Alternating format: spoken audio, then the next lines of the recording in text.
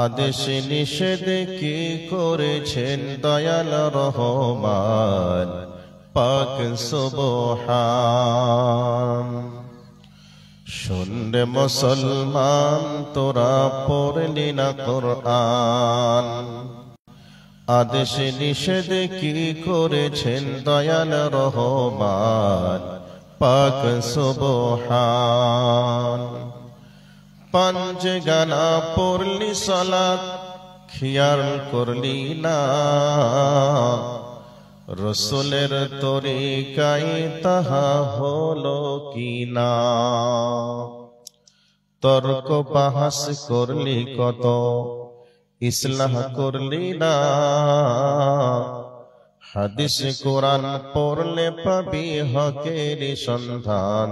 তোরা কেমন মুসলমান, তোরা পড়লি না কোরআন। আদেশ নিষেধ কি করেছেন দয়াল রহমান পাক সুবহান। শ্বশুর শাশুড়ি ভাই ভাবি আর পাড়ার ছেলে হায়া ভোলে দেখছে টিভি সবাই মিলে একসঙ্গেতে। মুমিনের করো দাবি, মুমিনের করো দাবি, কেমন মুসলমান তোরা পড়লি না কোরআন। আদেশ নিষেধ কি করেছেন দয়াল রহমান পাক সুবহান। আদেশ নিষেধ কি করেছেন দয়াল রহমান পাক সুবহান। মৌলভী হাজী মুন্সি গাজী টিভি ভিসিডি সবার বাড়ি। মৌলভী হাজী মুন্সি গাজী টিভি ভিসিডি সবার বাড়ি। মুমিনের করো দাবি, কেমন মুসলমান তোরা পড়লি না কোরআন। আদেশ নিষেধ কি করেছেন দয়াল রহমান পাক সুবহান। আদেশ নিষেধ কি করেছেন দয়াল রহমান পাক সুবহান। মসজিদে ময়দানে করো ইবাদতের ভান। মসজিদে ময়দানে করো ইবাদতের ভান। আবার পীরের দরগায় ঠুকছো মাথা কেঁদে করছো বান। আবার কাবা ছাড়া হজ করতে যাও পাথর চাপড়ির ময়দান। তোরা কেমন মুসলমান, তোরা পড়লি না কোরআন। আদেশ নিষেধ কি করেছেন দয়াল রহমান পাক সুবহান। আদেশ নিষেধ কি করেছেন দয়াল রহমান পাক সুবহান।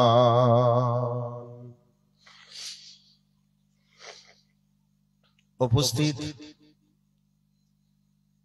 চলমান সভার নির্বাচিত সুযোগ্য সভাপতি সাহেব, উপস্থিত আকাশের তারকা সাদৃশ উলামায়ে কেরাম, সামনে বসে থাকা ইসলাম পিপাসিত শ্রোতা মণ্ডলী, পর্দার অন্তরালী অবস্থানরতা আমার জননীর জাতি মা ও বোনেরা, সমস্ত রকমের প্রশংসার যিনি মালিক তিনি হলেন আমাদের রব। সেই রবের শিখানো ভাষার মাধ্যমে আমরা প্রশংসা আদায় করি, সকলে বলি আলহামদুলিল্লাহ। শান্তি বর্ষিত হোক মহানবী বিশ্বনবী মুহাম্মদুর রাসূলুল্লাহ সাল্লাল্লাহু আলাইহি ওয়াসাল্লামের উপর, আল্লাহুম্মা আমিন। আপনাদের সম্মুখে পবিত্র কোরআন থেকে চারখানা আয়াতে কারিমা, হাদিসে নববী থেকে একখানা সহিহ সানাদ হতে বর্ণিত একখানা হাদিস পরিবেশন করেছি। কোরআন এবং হাদিসকে সামনে রেখে অল্প সময়ের মধ্যে একটা গুরুত্বপূর্ণ বিষয়ের উপরে তত্ত্ববহল আলোচনা করার চেষ্টা করব ইনশাআল্লাহ। ভাই, এ পৃথিবীর যিনি মালিক তিনি আমাদেরকে বড় ভালোবেসে আশরাফুল মাখলুকাত হিসাবে সৃষ্টি করেছেন। আজকে পৃথিবীতে অসংখ্য জাতি আছে, অসংখ্য ধর্ম আছে। এখন যদি গুগলে সার্চ দেন যে পৃথিবীর মধ্যে উত্তম ধর্ম কোনটি, গুগল বলবে পৃথিবীর মধ্যে উত্তম ধর্ম হলো ইসলাম ধর্ম।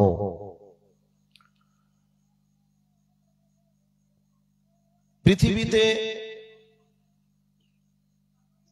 এই মুহূর্তে গুগলে সার্চ দেন, যদি জিজ্ঞাসা করেন গুগলকে যে পৃথিবীতে বর্তমানে কতটা ধর্ম আছে, গুগল বলবে 2000-এর উপর পৃথিবীতে ধর্ম আছে। তাহলে 2000-এর উপরে ধর্ম পৃথিবীতে আছে, আর এই 2000 ধর্মের ভিতর থেকে উত্তম ধর্ম ইসলাম ধর্ম। আল্লাহ সুবহানাহু ওয়া তাআলা তিনি বলেছেন, ইন্নাদ দীনা ইনদাল্লাহিল ইসলাম, আল্লাহর কাছে একমাত্র ধর্ম, সে ধর্মটা হলো ইসলাম ধর্ম। পৃথিবীতে যত ধর্ম আছে সমস্ত ধর্মগুলি মানুষের কাছে ধর্ম হতে পারে, কিন্তু আল্লাহ সুবহানাহু ওয়া তাআলার কাছে একমাত্র ধর্ম, সেই ধর্মের নাম হলো ইসলাম ধর্ম। পৃথিবীতে অসংখ্য জাতি আছে, অসংখ্য জাতির মধ্য থেকে উত্তম জাতি হলো মুসলিম জাতি। আজকে আমরা মুসলিম হিসাবে পৃথিবীতে জন্মগ্রহণ করে সাথে সাথে দ্বীন ইসলামকে ধর্ম হিসাবে পেয়ে আমরা সকলেই গর্বিত। সেই মহান রবকে রব মেনে, যিনি আমাদের চরিত্রের মেসেঞ্জার নবী মুহাম্মদুর রাসূলুল্লাহ সাল্লাল্লাহু আলাইহি ওয়াসাল্লামকে আমাদের জীবনের আদর্শ নেতা মনে করে আমরা সকলে গর্বিত। কাজেই আজকে আপনাদের কাছে আমি একটা গুরুত্বপূর্ণ বিষয়ের উপরে কথা বলবো। আপনারা যারা বসে আছেন একটু ধৈর্যের পরিচয় দিয়ে কথাগুলিকে শোনার চেষ্টা করবেন। আজকে আমার বক্তব্যের বিষয় হলো সফলতা বনাম বিফলতা।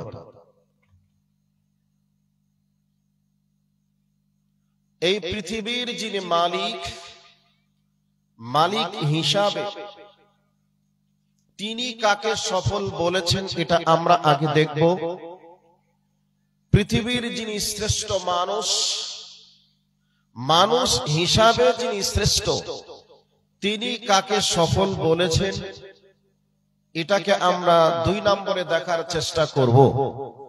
বর্তমান সময়ে আমরা মানুষ, আমরা কাকে সফল মনে করি এটাকেও বলার চেষ্টা করব। তবে আমরা কাকে সফল মনে করি একটু বলি, তারপরে কোরআন এবং হাদিস থেকে একের পর এক কথাগুলিকে নিয়ে আসার চেষ্টা করব।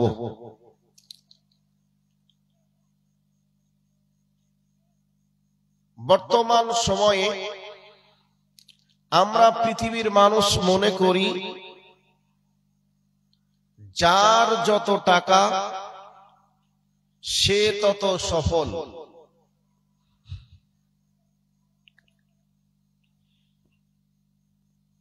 যে যত বড় শিক্ষিত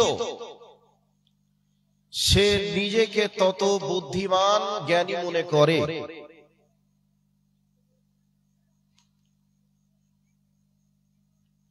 এই ভারতবর্ষেই একজন ব্যক্তি বসবাস করে, নাম তার মুকেশ আম্বানি।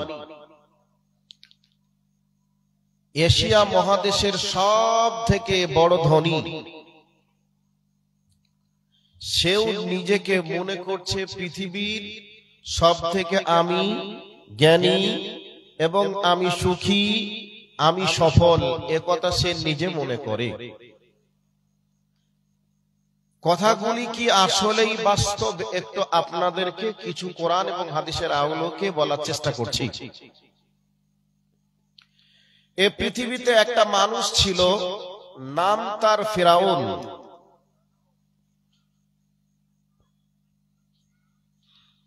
সেই ফিরাউন সে নিজেকে আনা রব্বুকুমুল আ'লা বলে দাবি করেছিল, যে আমি হলাম বড় রব।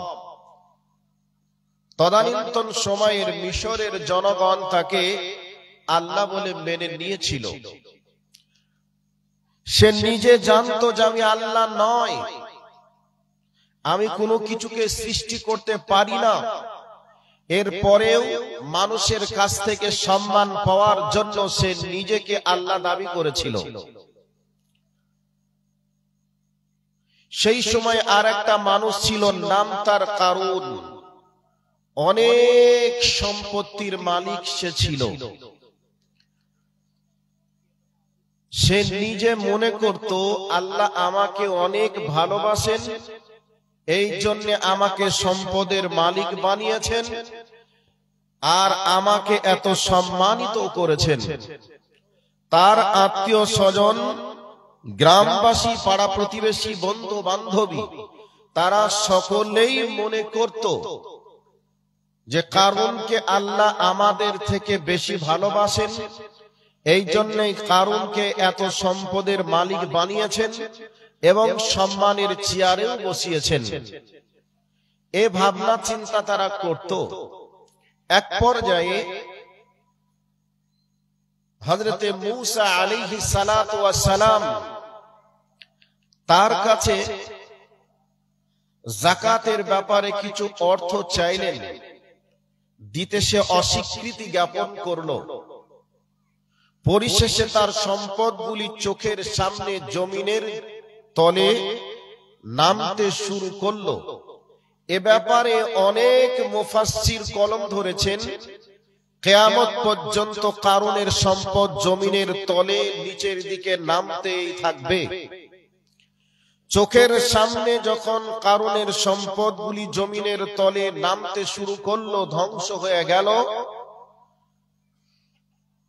কারুন যখন অপমানিত হলো, কারুনের আত্মীয় স্বজন, বন্ধু বান্ধবী যারা ছিল, তাদের সম্পদ যেমন ছিল তাদের সম্পদ তেমনই থাকলো, তাদের সম্মান যেমন ছিল তাদের সম্মান তেমনই থাকলো।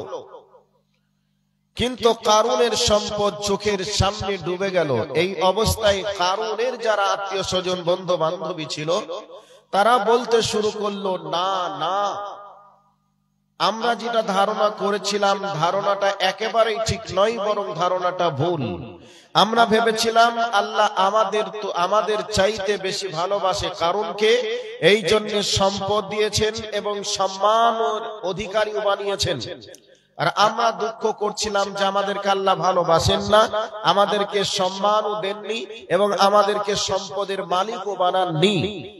এখন আমরা বুঝলাম যে না, আমাদের ধারণাটা ভুল। কারুনকে সম্মান এবং সম্পদ দিয়েছেন বলেই যে আল্লাহ তাকে ভালোবাসেন এমনটা নয়, কারণ আল্লাহ আমাদেরকেও ভালোবাসেন, এটা আমরা বুঝতে পারলাম। কারণ চোখের সামনে কারুনের সম্পদগুলি জমিনের তলে তলিয়ে গেল। সম্মানিত উপস্থিতি, এ পৃথিবীর বুকে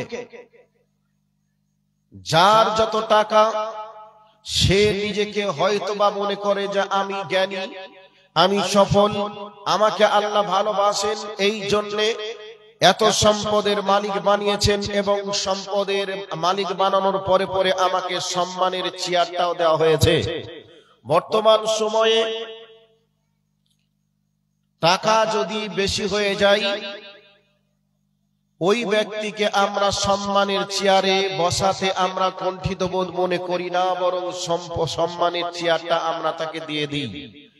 সেই টাকা কিভাবে উপার্জন করলো? সুদ, খেয়ে উপার্জন করলো, নাকি চুরি করে, নাকি ডাকাতি করে, এটাকে আমরা দেখার প্রয়োজন মনে করি না। টাকার মালিক হয়েছে মানেই তাকে সম্মানের চেয়ারটা দিতে হবে, এই ভাবনা চিন্তা বর্তমান সময়ের মানুষের ভিতরে এসে গেছে। কথাটা ভুল বললাম না ঠিক বললাম? একটু আওয়াজ দেন তো।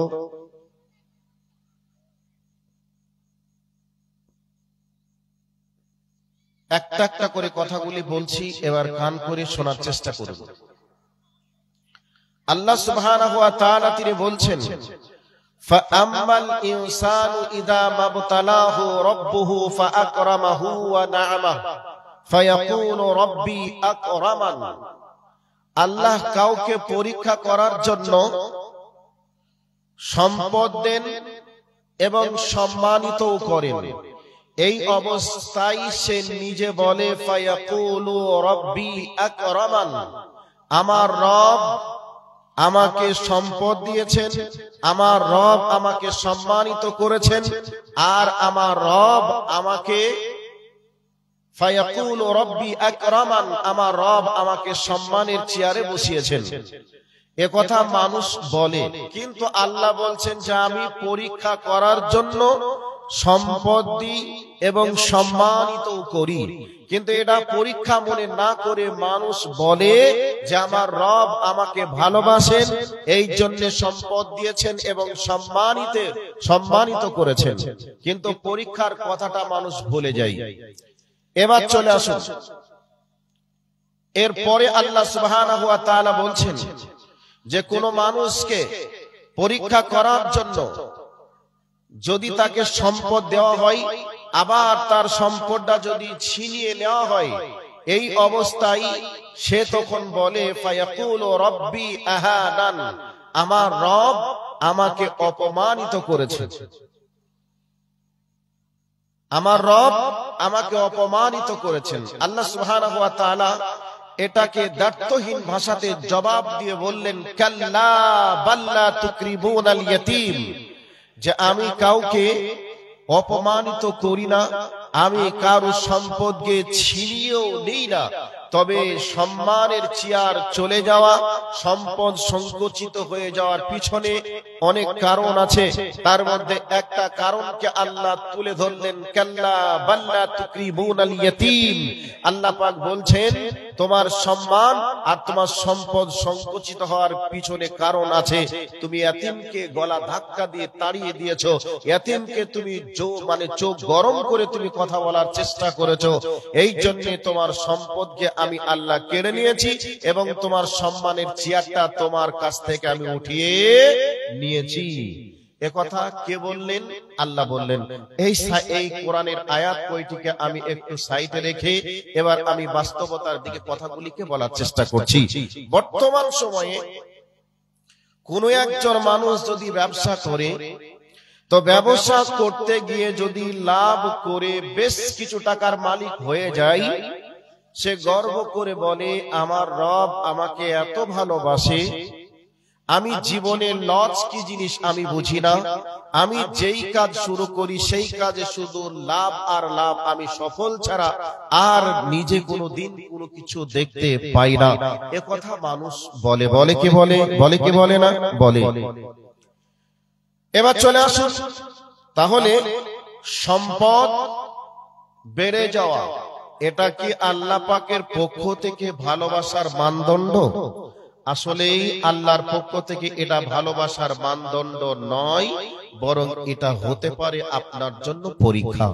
নাম্বার 2, কোন একজন ব্যক্তি ছেলেকে স্কুল কলেজে ইউনিভার্সিটিতে পড়িয়েছেন, একটা ছেলে ডাক্তার, একটা ছেলে ইঞ্জিনিয়ার, একটা ছেলে কোর্টের উকিল, তিনটা ছেলে এখন প্রতিষ্ঠিত। ওই ব্যক্তিকে আমরা যখন দেখি তখন বলি যে সফল সন্তানের সফল পিতা। সে নিজেকেও মনে করে যে আমি সফল সন্তানের সফল পিতা, একথা নিজেও মনে করে এবং তাকে মানুষও মনে মনে একথা বলে। কিন্তু আসলেই সন্তান চাকরি পেয়েছে বলেই ওর পিতা কি সফল? আসলেই সফল? এটা মানুষ মনে করলেও করতে পারে, কিন্তু আল্লাহর ভাষায় এটা সফল নয়। এটা আল্লাহর ভাষায় সফল নয়। সফলকে আপনাকে একটা কোরআনের আয়াতে নিয়ে চলে যাই। আল্লাহ সুবহানাহু ওয়া তাআলা বলেন, ফামান যুহজিহা আনিন নার ওয়া উদখিলাল জান্নাতা ফাকাদ ফাজ। সেই ব্যক্তি প্রকৃতপক্ষে সফল, যেই ব্যক্তি নিজের ঠিকানা জাহান্নাম থেকে কেটে নিয়ে জান্নাতি বানাতে পারলো, ওই ব্যক্তি হলো সফল। আজকে আমরা ব্যবসা, বিজনেস, চাকরি আরো কিছু করার পরে আমরা নিজেকে সফল মনে করি। ওর আসল ঠিকানা জান্নাতে হবে নাকি জাহান্নামে হবে, এর ভাবনা চিন্তা করার কোনো প্রয়োজন মনে করে না। টাকা হয়ে গেছে, এর জন্যই নিজেকে সফল মনে করে। তাহলে এইটা মানে টাকা পয়সা বেশি হয়ে যাওয়া, এটাই কি ভালোবাসার মানদণ্ড? এটাই কি সফলতার মানদণ্ড? জি না, এটা ভালোবাসার মানদণ্ড নয়, এটা সফলতার মানদণ্ড নয়। সফলতার মানদণ্ড এটাকেই বলা যাবে। আল্লাহ সুবহানাহু ওয়া তাআলা বলছেন, যার অন্তরে যত আল্লাহ ভীতি বেশি থাকবে, যার অন্তরে তাকওয়া বেশি থাকবে, সেই ব্যক্তি আল্লাহর নৈকট্য লাভ করতে পারবে। আল্লাহর ভাষাতে সেই ব্যক্তি সফল হতে পারবে। একথা আল্লাহ সুবহানাহু ওয়া তাআলা পবিত্র কুরআনুল কারীমের মধ্যে বলেছেন। এবার আপনাদেরকে বাস্তব জগতে একটা ঘটনা আপনাদেরকে শোনাচ্ছি, ভালো করে শুনে নেন। বাংলাদেশের মাটির একটা ঘটনা আপনাদেরকে বলি। একজন ব্যক্তি ছেলেকে ডাক্তারি পড়ানোর জন্য লন্ডন পাঠিয়েছে। লন্ডনে ডাক্তারি পড়াশোনা করে কোটি কোটি টাকা উপার্জন করেছে।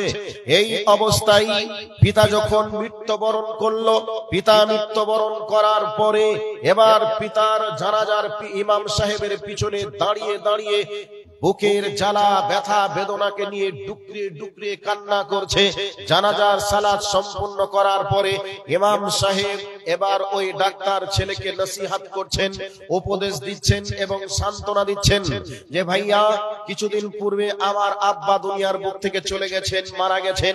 আমিও একদিন মারা যাব, আপনিও একদিন মারা যাবেন। অতএব আব্বা মারা গেছে এই নিয়ে টেনশন করিয়েন না। যেহেতু আমরা দুনিয়াতে এসেছি, আমাদেরকে যেতে হবে, কথাই চূড়ান্ত সত্য। অতএব মন খারাপ করার কি আছে? এরকম ভাবে সুন্দর করে ডাক্তার সাহেবকে বোঝাচ্ছেন। আর ডাক্তার সাহেব তখন বলছে, মাওলানা, আপনি একদিকে চিন্তা ভাবনা করে বলছেন, আর আমি আর একদিকে চিন্তা ভাবনা করে আমি নামাজে দাঁড়িয়ে দাঁড়িয়ে কাঁদছিলাম।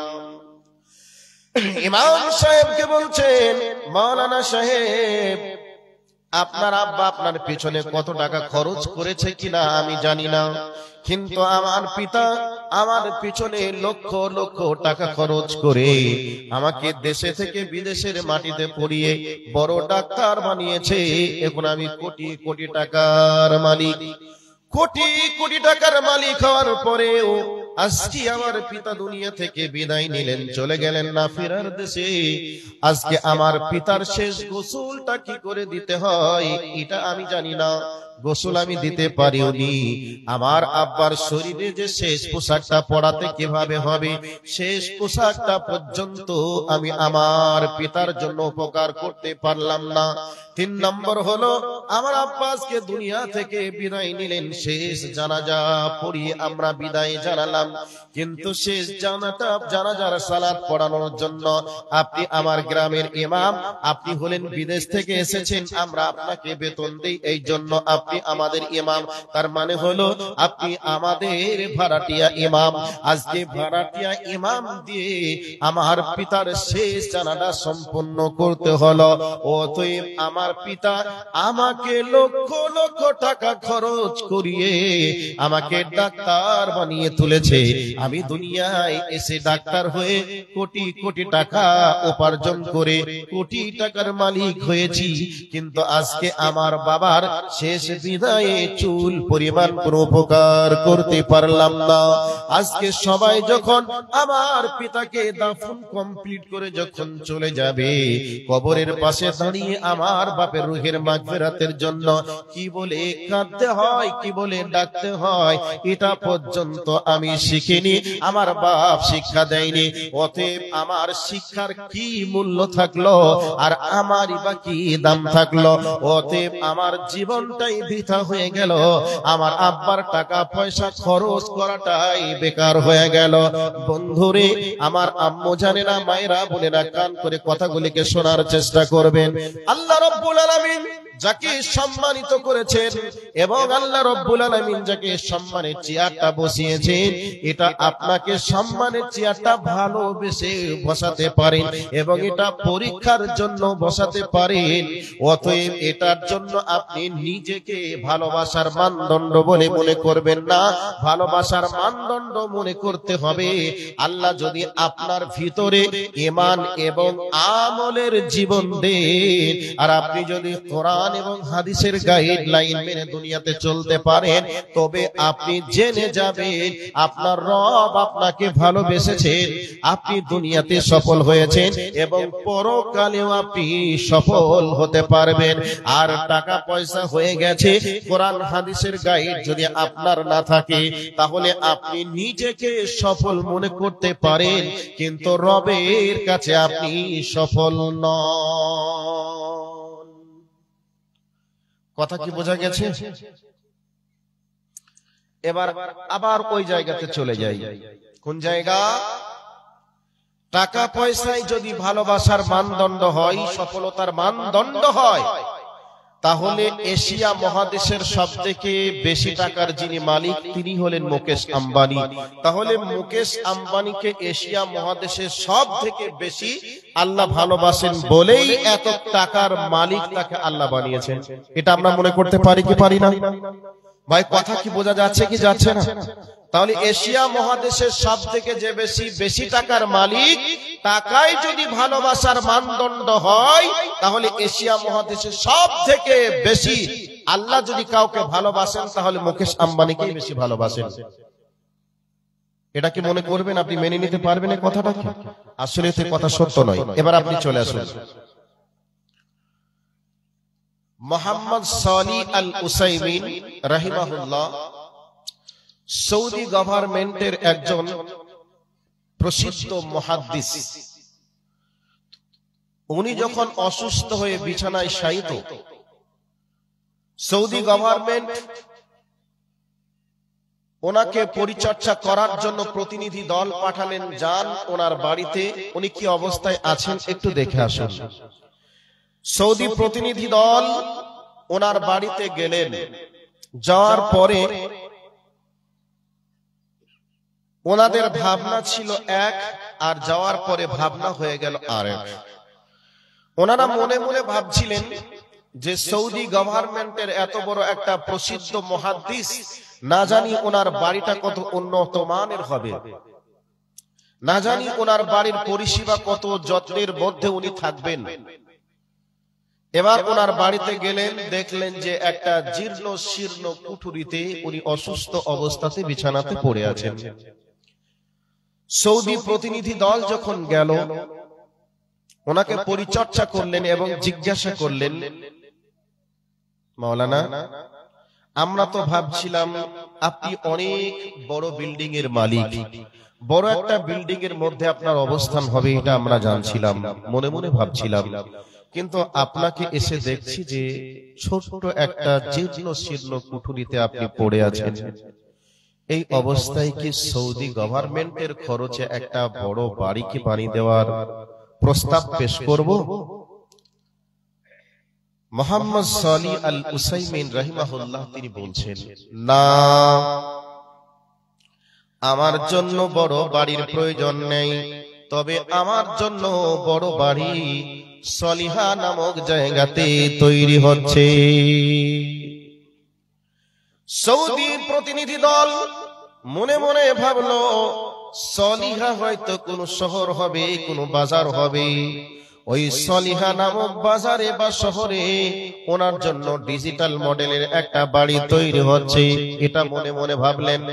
কিছুক্ষণ পরে ওনাদের এটাও ক্লিয়ার হয়ে গেল না না না, সৌদির একটা কবরস্থানের নাম হলো সলিহা কবরস্থান। এবার মাওলানা সলি আল উসাইমিন রাহিমাহুল্লাহ তিনি বুঝাতে চেয়েছেন, আমি তো আর কিছুদিন পরে এ দুনিয়া ছেড়ে আমি চলে যাব, তো আমার আল্লাহ আমার জন্য যে জায়গায় কবরের মাটির ব্যবস্থা করেছেন, নিশ্চয়ই ওই জায়গাটা আমার রব আমার জন্য জান্নাতের বাগান বানিয়ে দিবেন। অতএব ওই জায়গাটা আমার জন্য উত্তম জায়গা হয়ে যাবে। সৌদি গভর্নমেন্টের যারা লোকজন গেল, তাদের ভাবনা ছিল যে একটা শহরের মধ্যে হয়তো বা বড় বাড়ি হচ্ছে, কিন্তু উনি যখন ক্লিয়ার করে দিলেন, তখন সৌদি গভর্নমেন্টের মানুষজন তারা বুঝে গেল সলিহা জায়গাটা কোনো শহর নয়, কোনো বাজার নয়, সলিহা জায়গাটা হচ্ছে একটা কবরস্থানের জায়গা। তাহলে দেখুন তো, এত বড় একটা মুহাদ্দিস, এত বড় একটা মুফাসসির, ওই মুহাদ্দিস এবং মুফাসসির যাই বলুন না কেন, ওনার থাকার মতো বিলাসবহুল গাড়ি ছিল না, বিলাসবহুল বাড়িও ছিল না, সামান্য জীর্ণ শীর্ণ কুঠুরির মধ্যে অবস্থান করছিলেন। এমতো অবস্থায় তিনাকে দেখে মানুষজন যখন প্রস্তাব পেশ করলেন, মানুষজনকে একই বাক্যে উত্তর দিলেন, না, আমার জন্য বিলাসবহুল গাড়ির ব্যবস্থা আমার রব আমার জন্য করে রেখে দিয়েছেন। আপনাকে এই জায়গাটাকে একটু সাইড করে দিলাম, এবার আপনাকে আর একটা জায়গাতে নিয়ে চলে যাওয়ার পরে মেন জায়গাতে এসে যাব। আপনি সূরা তাকাসুর পড়বেন, সূরা তাকাসুরের একটু সানি নজরুলটা পড়ে দেখার চেষ্টা করবেন। বিশ্বের শ্রেষ্ঠ মানুষ তিনি তো আর কেউ নন, তিনি হলেন বিশ্ব নবী মুহাম্মদুর রাসূলুল্লাহ সাল্লাল্লাহু আলাইহি ওয়াসাল্লাম। তিনি যখন বিছানাতে ঘুমাতেন, ওই বিছানাতে ঘুমানোর জন্য কোনো লেপকাতার ব্যবস্থা ছিল না। তিনি নারকেলের পাতার বিছানার উপরে ঘুমাতেন, আর বিছানা থেকে যখনই উঠতেন তখন বিছানার দাগগুলি নবীজির পিঠের উপরে বিছানার মতো লেগে যেত। হযরতে ওমর রাদিয়াল্লাহু তাআলা আনহু একদিন আল্লাহর নবীকে বললেন, ইয়া রাসূলুল্লাহ, ইহুদি খ্রিস্টানদের বিলাসবহুল গাড়ি আছে, বাড়ি আছে, তারা ভালো খায়, ভালো পড়ে, অতএব বিশ্বের শ্রেষ্ঠ মানুষ হলেন আপনি, আপনার জন্য ভালো কি একটা বিছানার ব্যবস্থা করব না? এই অবস্থায় নবী আমার বলেছিলেন, ও ওমর, শুনে রেখে দাও, আমি এই দুনিয়াতে ভোগ বিলাসের জন্য আসি নাই, এই দুনিয়ায় আরাম উল্লাসের জন্য আসি নাই, বরং এই দুনিয়াতে এসেছি আখিরাতের রাস্তাটাকে ক্লিয়ার করার জন্য। তাহলে বিশ্ব নবীর মতো মানুষটার জন্য ভালো কোনো বিছানার ব্যবস্থা ছিল না। এবার যে জায়গায় নিয়ে যাব, ওই জায়গার দিকে একটু আপনারা মনোযোগ দিয়ে দিন। আর যদি কারোর বাড়িতে কোরআন তাফসীর থেকে থাকে, তাহলে সূরা তাকাসুরটা একবার পড়ে ভালো করে দেখার চেষ্টা করবেন।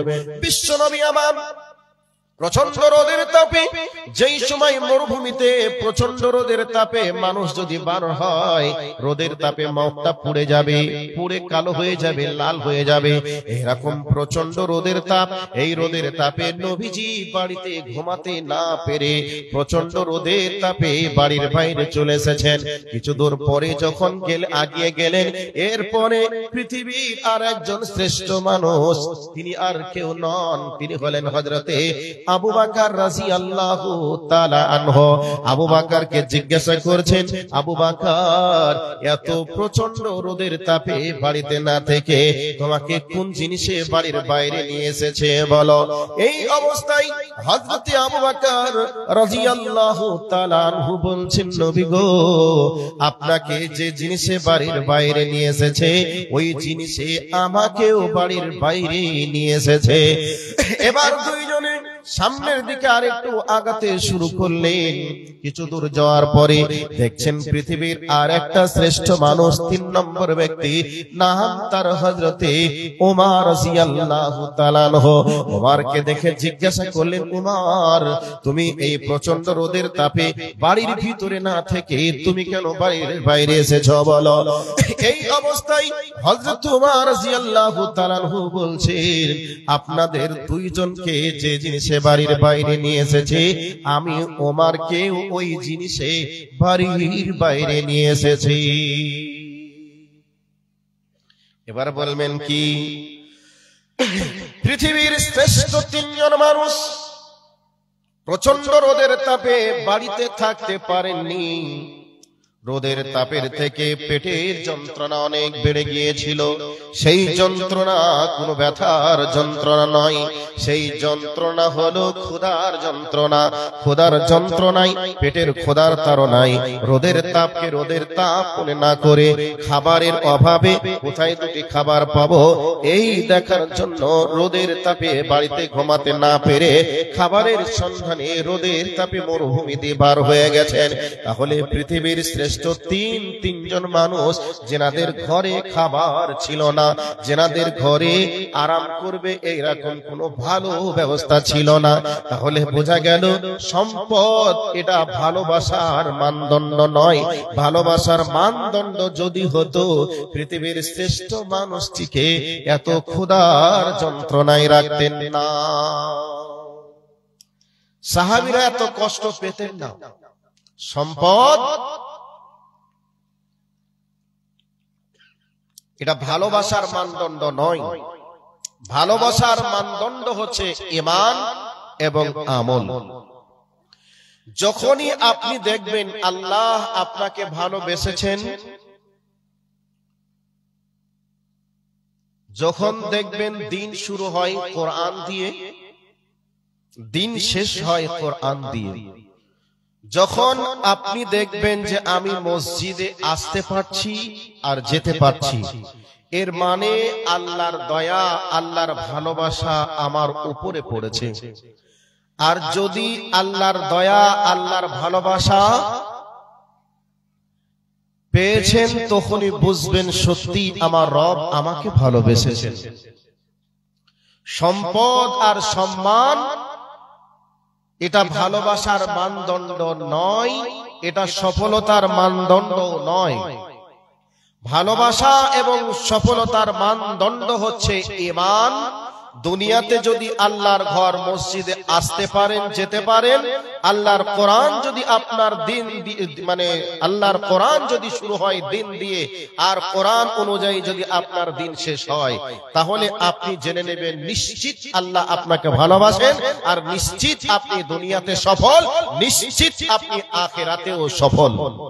এবার বলবেন এ মর্মে কি কোনো কোরআন আছে, এ মর্মে কি কোনো হাদিস আছে? এতক্ষণ ধরে আমি যা কিছু বললাম সব কোরআন দিয়ে বললাম, যতক্ষণ যা কিছু বলছি সব কিছু হাদিস দিয়েই বলছি। আল্লাহর নবী জনাবে মুহাম্মদুর রাসূলুল্লাহ সাল্লাল্লাহু আলাইহি ওয়াসাল্লাম বলছেন, খায়রুকুম মান তাআল্লামাল কুরআনা ওয়া আল্লামা। আল্লাহর নবী বলছেন পৃথিবীতে তারাই তো উত্তম যারা কোরআন শিখে এবং কোরআন শিক্ষা দেয়। আজকে বর্তমান পৃথিবীতে যারা কোরআন শিখে তাদেরকে আমরা সফল মনে করি না, বরং তাদেরকে আমরা বিফল মনে করি। যারা কোরআনের শিক্ষা দেয় তাদেরকেও আমরা সফল মনে করি না, বরং তাদেরকেও আমরা বিফল মনে করি। অথচ পৃথিবীর শ্রেষ্ঠ মানুষ নবী মুহাম্মদুর রাসূলুল্লাহ সাল্লাল্লাহু আলাইহি ওয়াসাল্লাম বলছেন পৃথিবীতে তারাই হচ্ছে সফল, তারাই হচ্ছে উত্তম যারা কোরআন শিখে এবং কোরআনের শিক্ষা দেয়। আল্লাহর নবী সাল্লাল্লাহু আলাইহি ওয়াসাল্লাম তারপরে আরেকটা হাদিসের মধ্যে বলছেন যে আল্লাহ যাদের মাধ্যমে দ্বীনের মঙ্গল কামনা করেন, মাইয়ুরিদিল্লাহু বিহি খায়রান ইউফাক্কিহু ফিদ্দীন, যাদেরকে আল্লাহ ভালোবাসেন তাদেরকে দ্বীনের জ্ঞান দান করেন। যাদেরকেই আল্লাহ ভালোবেসে দ্বীনের কল্যাণ চান তাদেরকে আল্লাহ দ্বীনের জ্ঞান দান করেন। বর্তমান সময়ে যারা কোরআনের হাফিজ, বর্তমান সময়ে তাদের দাম মানুষ দেয় না। গ্রামে যদি কোনো একটা ছেলে হাফেজ পাস করে, কোরআনে মানে হেফজ কমপ্লিট করে, গ্রামের মানুষ তেমন কিছু জানতে পারে না। কোনো একটা ছেলে যদি মাধ্যমিকে ভালো রেজাল্ট করে তাহলে গোটা পঞ্চায়েত জেনে যায়, গোটা থানা জেনে যায়, বিভিন্ন দিক থেকে সাংবাদিকরা এসে তাকে সম্মাননা দেয় এবং তার জন্য অনেক কিছু আশীর্বাদ করে, দোয়া প্রদান করে, এগুলিকে আমরা দেখতে পাই।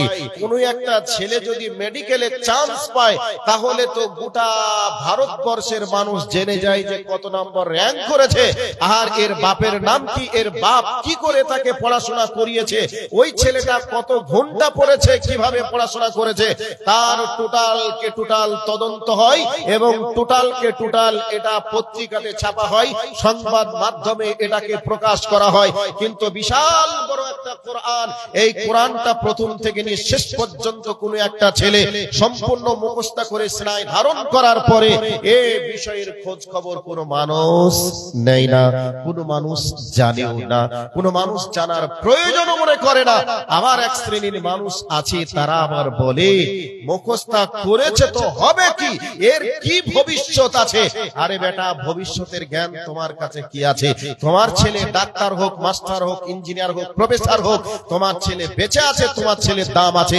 তোমার ছেলে আজকেই যে মারা যাবে না তার তো কোনো গ্যারান্টি নাই। তোমার ছেলে এক্ষুনি যদি মারা যায়, তোমার সব খরচ করাটাই বৃথা, তোমার 1 টাকা তোমার সন্তানের আর কোনো দাম নেই।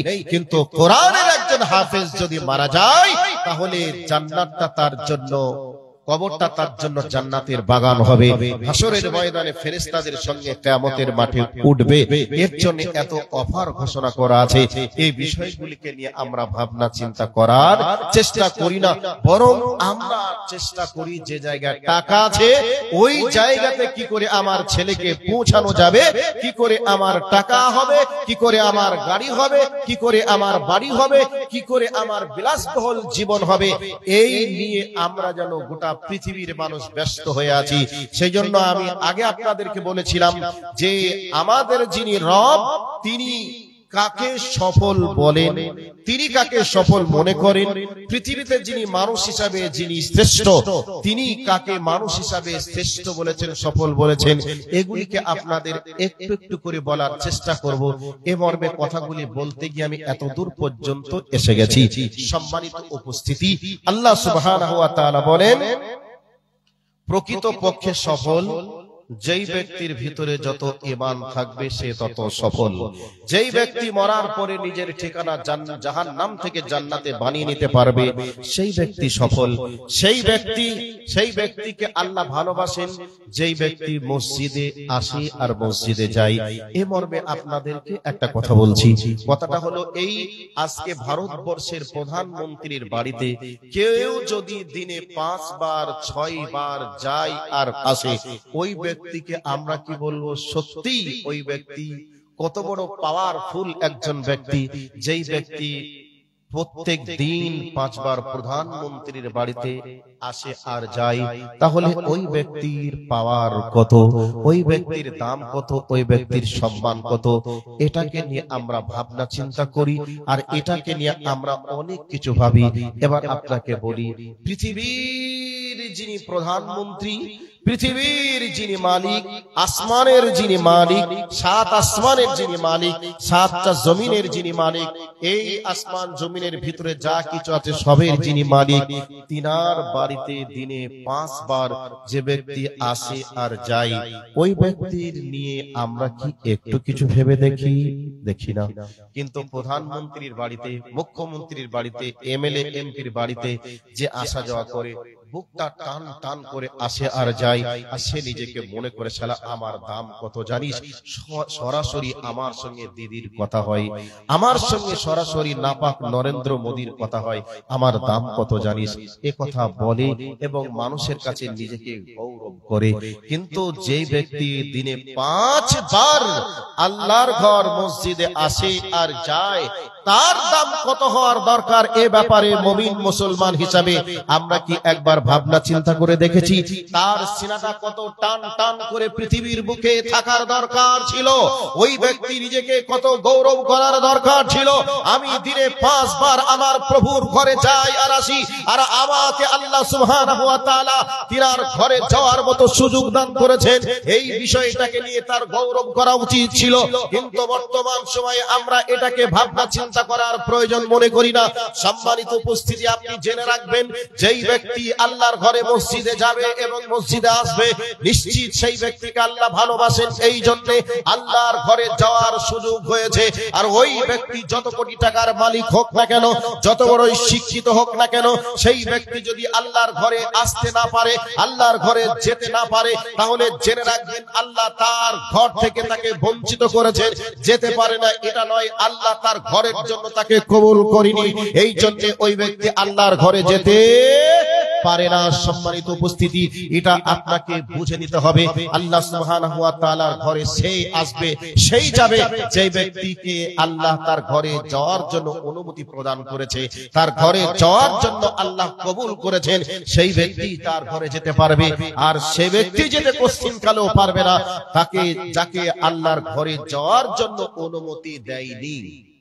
এই জন্য আমরা যারা মুমিন মুসলমান, আমরা আল্লাহর ঘর তৈরি করার জন্য বুকের তরুতাজা রক্তকে পর্যন্ত ঢেলে দিয়ে মসজিদ বাঁচানোর জন্য সংগ্রাম করছি, বুলেটের সামনে দাঁড় হচ্ছি, এই অবস্থায় জেলে যাচ্ছি, সেলে যাচ্ছি, আর কিছু হচ্ছে।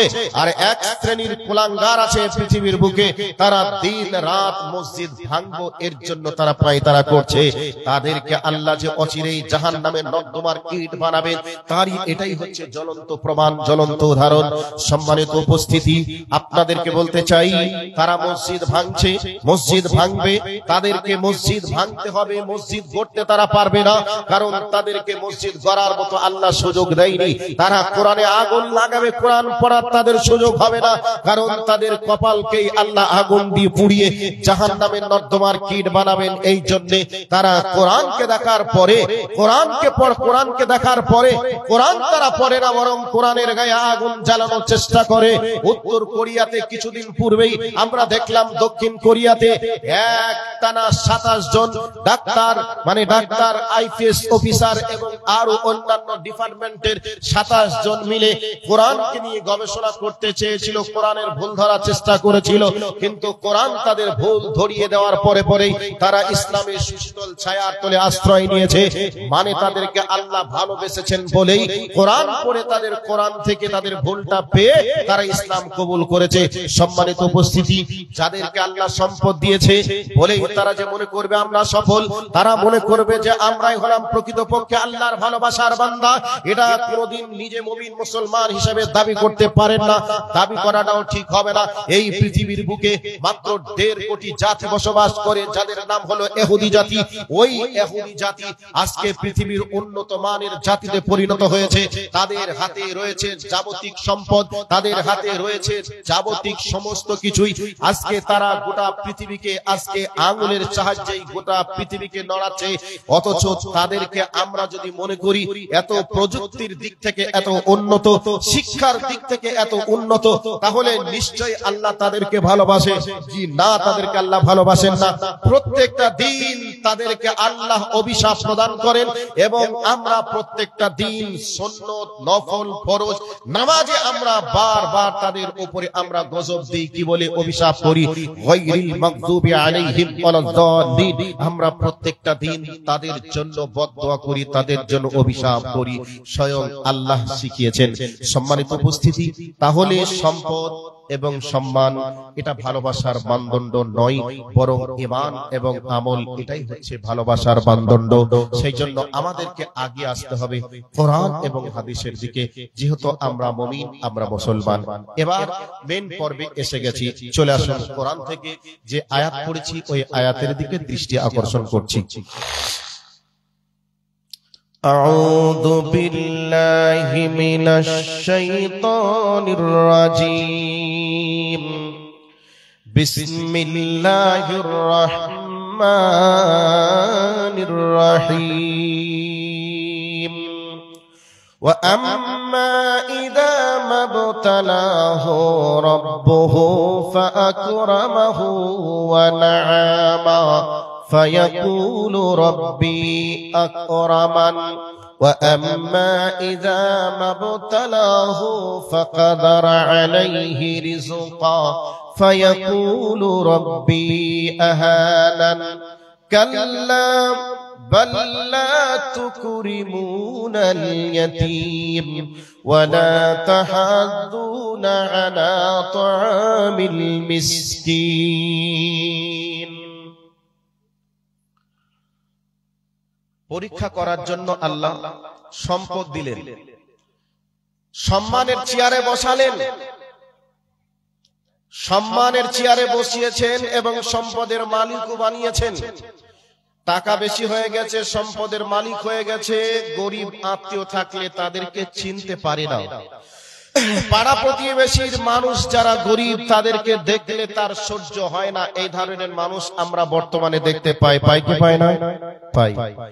টাকা পয়সা বেশি হয়ে গেছে, আত্মীয়দের মধ্যে কেউ যদি গরিব থাকে তাদের খোঁজ খবর নেয় না, এমনকি ভাইও যদি গরিব হয় ধনী ভাই গরিব ভাইয়ের পরিচয় দেয় না। এইবার হঠাৎ ব্যবসা বিজনেস করতে করতে ব্যবসা চোট হয়ে গেল, ক্ষতিগ্রস্ত হলো। সে সম্মানের চেয়ারে বসেছিল, পঞ্চায়েত মেম্বার ছিল, এমএলএ ছিল, এমপি ছিল। জনগণের সঙ্গে দুর্ব্যবহার করার কারণে, জনগণের সঙ্গে যখন দুর্ব্যবহার করে জনগণ তখন বলে আগামী পঞ্চায়েতে ভোটে দাঁড় হবে, তখন তুমি আমার কাছে যাবে, তোমার ঠেলাটা আমি বুঝিয়ে দেব। এই ধরনের কথা বলে কি বলে না? যদি কেউ নেতা হয়ে যাওয়ার পরে জনগণের সঙ্গে ভালো ব্যবহার না করে, টাকা পয়সা হয়ে যাওয়ার পরে সে যদি জনগণের সঙ্গে ভালো ব্যবহার না করে বরং দুর্ব্যবহার করে, তাহলে জনগণ তাকে অভিশাপ দেয় এবং আল্লাহ সুবহানাহু ওয়া তাআলা তাকে একদিন অপমানিত করেন। ঠিক এরকমই ঘটনা। এবার কান করে শুনে নেন। মানুষ যখন দরিদ্রতার সীমানায় নেমে যায়, অপমান থেকে সম্মান থেকে যখন অপমানিত হয়ে যায়, তার জীবন যেন সংকুচিত হয়ে যায়। এই অবস্থায় সে নিজে তখন বলে ফায়াকুনু রাব্বি আহানান, আমার রব আমাকে অপমানিত করেছে। এতক্ষণ সে নিজে মনে মনে ভাবতো আমার রব আমাকে ভালোবেসে সম্মানের চেয়ারটা দিয়েছে, এতক্ষণ ভালো ধারণা ছিল। যখন তার সম্পদ কমে গেল, সম্মান চলে গেল, তখন নিজের অপরাধ মনে করলো না, বরং আল্লাহকে দোষারোপ করে আল্লাহকে বলতে শুরু করলো ফায়াকুলু রাব্বি আহানান, আমার রব আমাকে অপমানিত করেছে। এই অবস্থার তীব্র প্রতিবাদ করে আল্লাহ রাব্বুল আলামিন বলছেন কাল্লা বাল লা তুকরিমুনাল ইয়াতীম। আল্লাহ রাব্বুল আলামিন বলেন তোমার অপমান হওয়ার পিছনে এবং তোমার দারিদ্রতার সীমানায় নিচের দিকে নেমে যাওয়ার পিছনে একটা অপরাধ হলো তুমি মানুষের সঙ্গে দুর্ব্যবহার করেছো, ইতিমদের গলা ধাক্কা দিয়েছো, তুমি মিসকিনদেরকে অপমান করেছো এবং মানুষদের সঙ্গে তুমি দুর্ব্যবহার করেছো। এই জন্য তুমি আজকে অপমানিত হয়েছো। এবার আপনাদের কাছে একটা দৃষ্টান্ত স্বরূপ ঘটনা আপনাদেরকে শোনাতে চাই। এই পৃথিবীর বুকে একটা মানুষ ছিল, নাম তার আবু জাহেল। আবু জাহেল উপরে উপরে খুব মিষ্টি মিষ্টি কথা বলতে পারত, কিন্তু ভিতরটা একবারে মাকাল ফলের মতো ছিল। ওপরটা লাল চকচকে সুন্দর, ভিতরটা যখন কেটে দেখবেন ভিতরটা মনে হবে কতই না সুন্দর হবে, কিন্তু ভিতরটা দেখে মনে হবে ভিতরে রয়েছে বিড়ালের পায়খানার মতো। তো ঠিক আবু জাহেল লোকটা উপরে উপরে মিষ্টি মিষ্টি সুন্দর কথা বলতো। মক্কার একজন ধনী ব্যক্তি রোগাগ্রস্ত হয়ে বিছানায় শুয়ে গেল। এবার বিছানায় যখন শুয়ে গেল, আবু জাহেল মনে মনে ভাবলো এই ব্যক্তির তো অনেক সম্পদ আছে, এই সম্পদগুলি কি করে তার কাছ থেকে আমার কাছে নিয়ে যাবে তার একটা প্ল্যান তৈরি করতে হবে। এবার আবু জাহেল সকাল সন্ধ্যায় তার বাড়ি যেতে আসতে লাগলো। এবার তাকে পরিচর্যা করতে শুরু করলো। আবু জাহেলের ভালোবাসা তার যেন অন্তরে জায়গা করে নিল। এই অবস্থায় আবু জাহেল আসে আর যায়। আর একদিন আবু জাহেল বলতে শুরু করলো, ভাই আপনি যেভাবে বিছানায় পড়ে গেছেন মনে হয় যেন আর আপনি স্বাভাবিক হবেন না। তবে যদি আপনি স্বাভাবিক না হন তাহলে এই সম্পদগুলি সম্পদগুলি কে বা দেখাশোনা করবে, এর দায়িত্ব কে নেবে? আপনার ছোট্ট ছোট্ট ছেলে আছে, মেয়ে আছে, এই ছোট্ট ছোট্ট ছেলে মেয়েগুলির দায়িত্বই বা কে নেবে? এরকম ভাবনা চিন্তা তার ব্রেনের ভিতরে দিতে লাগলো। এই করে করে ওই ব্যক্তি একদিন ভরাক্রান্ত মনে চোখের জল ছেড়ে দিয়ে অঝরে কান্না করছে। আবু জাহেল বলছে, ভাই কেন কাঁদছেন? আমি আবু জেহেল কি মরে গেছি? আমি আবু জাহেল তো এখনো পর্যন্ত বেঁচে আছি। আমি থাকতে আপনার কোনো টেনশন নেই, আমার নাম আবু জেহেল, এ ব্যাপারে আপনি তো জানেন। আর আপনার সম্পদের যদি দায়িত্ব আমি নিয়ে নিই, তাহলে ওই সম্পদের সীমানায় কেউ যেতে পারবে না। 1 বিঘা তো দূরের কথা, 1 ইঞ্চি জমি কেউ দখল করতে পারবে না। তবে ওই সম্পদের মালিক আমাকে দিয়ে যান, সম্পদের দায়িত্ব আমাকে বানিয়ে যান। যখন আপনার সন্তানরা বড় হয়ে যাবে, ওই অবস্থায় আপনার সম্পদগুলিকে আপনার ছেলেদেরকে আমি ভাগ করে দিব। তবে যতদিন আপনার ছেলে বড় না হবে, ততদিন পর্যন্ত আপনার ছেলে এবং মেয়ের দায়িত্ব আমি নিব। এবার আবু জাহেল সুন্দর চমৎকার যখন তাকে পরামর্শ দিল, পরামর্শটা গ্রহণ করে নিয়ে ওই ব্যক্তি সম্পদের মালিক বানিয়ে দিল কাকে? আবু জাহেলকে। আবু জাহেল এখন সম্পদের মালিক। কিছুদিন পরে ওই ব্যক্তি যখন দুনিয়া ছেড়ে চলে গেল, এই অবস্থায় আবু জাহেল সম্পদের মালিক হয়ে গেল। সন্তানগুলিও যেন আবু জাহেলের কাছে লালন পালন হতে শুরু করলো। এক এক করে করে দিন যায়, রাত আসে, রাত যায়, দিন আসে। ছেলেরা যখন বড় হয়ে গেল, এক পর্যায়ে ছেলেগুলি বলছে, চাচা আর আপনার বাড়িতে আমরা কতদিন থাকবো? বড় হয়ে গেছি, আমাদের বিবাহ শাদী করা লাগবে, আমরা যেন আমাদের সংসারকে গুছিয়ে নিতে পারি। এই জন্য আপনাকে বলছি, আমাদের সম্পদগুলি আপনি আমাদেরকে বুঝিয়ে দেন, আমরা সম্পদ দেখাশোনা করার মতো সময় পৌঁছে গেছি। এই কথা যখন আবু জাহেল শুনে নিল, আর আবু জাহেল এবার বুঝে গেল, আমি এতদিন ধরে যে আমি ছক তৈরি করেছিলাম, প্ল্যান তৈরি করেছিলাম, সেই ছক বা প্ল্যান এখন তো নষ্ট হয়ে যাবে। এখন যদি সম্পদগুলি দিয়ে দিই, তাহলে আমার লাভ কি হলো? কাজেই সম্পদগুলি দেওয়া যাবে না। আর এখন মিষ্টি মিষ্টি যদি কথা বলি, তাহলে এই কথা শুনে ওই ছেলেগুলির কাছ থেকে তো আমি সম্পদ নিতেও পারবো না, ছেলেগুলিকে বাড়ির বাইরেও পাঠাতে পারবো না। ভাবনা চিন্তা শুরু হয়ে গেল আবু জাহেলের কাছে। আবার একদিন ওই ছেলেগুলি যখন বলতে শুরু করলো, চাচা যান, আমরা বড় হয়ে গেছি, সম্পদের মালিক হয়ে গেছি, এখন সম্পদগুলি আগলদারি করতে পারবো, সম্পদগুলি বুঝিয়ে দেন, আমরা নিজেরা আমাদের বাড়ি বানাবো এবং আমরা বিবাহ করব, আমরা যেন সংসার দেখাশোনা করার মতো বয়সে পৌঁছে গেছি। এবার আবু জাহেল বলতে শুরু করলো, এই কথা যদি দ্বিতীয়বার বলো, এক্ষুনি বাড়ি থেকে বার করে দিব। তোমার বাবা আমার সঙ্গে টাকা নিয়ে সম্পদগুলি আমার নামে লিখে দিয়ে গেছে, তোমাদেরকে দেখাশোনা করছি, এটাই তো অনেক কিছু। এখন তুমি আমার কাছে আবার উল্টা জমি জায়গা চাও? না না না, জমি জায়গা দেওয়া যাবে না, এই মুহূর্তে বাড়ি থেকে বার হয়ে চলে যাও। শেষ পর্যন্ত গলা ধাক্কা দিয়ে আবু জাহেল ওই ছেলেগুলিকে বার করে দিল। রাস্তায় দাঁড়িয়ে দাঁড়িয়ে এবার ওই বাচ্চা ছেলেগুলি অঝরে কান্না শুরু করে দিল। এই অবস্থায় বিশ্বনবী মুহাম্মদুর রাসূলুল্লাহ সাল্লাল্লাহু আলাইহি ওয়াসাল্লাম এখনো পর্যন্ত নবী হননি। এই অবস্থার পরেও বিশ্বনবীর অন্তরটা ছিল প্রেম ভালোবাসায় ভরপুর। কারণ পৃথিবীতে নবীজি এতিম হয়ে দুনিয়ায় জন্মগ্রহণ করেছিলেন। 6 মাস যখন বয়স হয়েছিল, 6 বছর যখন বয়স হয়েছিল, 6 বছর বয়সে নিজের মাকে হারিয়েছিলেন। অতএব এতিমের দুঃখ বেদনা তিনি ভালো করে বুঝতেন। এই অবস্থায় এতিম দুটোকে জিজ্ঞাসা করলেন, বাবারে তোমরা এখানে কেন কান্না করছো? কি হয়েছে? তুমি কি আমাকে একটু বলবে? বাচ্চা ছেলে দুটি, এতিম ছেলে দুটি এবার মুহাম্মদ সাল্লাল্লাহু আলাইহি ওয়াসাল্লামকে পাওয়ার পরে এবার বলছেন, বাবা আমাদের কাছ থেকে ঘটনা শুনে কি উপকার করতে পারবে? নবীজি বলছেন, তুমি একবার বলে দেখো আমি কিছু উপকার করতে পারি কিনা, একটু চেষ্টা করে দেখবো। এই অবস্থায় বাচ্চা দুটি বলতে শুরু করলো, ও মুহাম্মদ, আমার আব্বা যখন বেঁচে ছিলেন, আমার আব্বা সমস্ত সম্পদগুলি দেখাশোনা করার জন্য আবু জাহেলকে দায়িত্ব দিয়েছিল।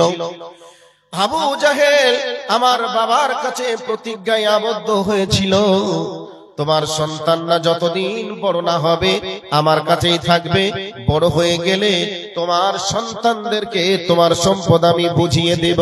অতএব এখন সম্পদ চাচ্ছি, আর আমাদেরকে সম্পদ চাওয়ার অপরাধে আজকে বাড়ি থেকে গলা ধাক্কা দিয়ে বার করে দিয়েছে।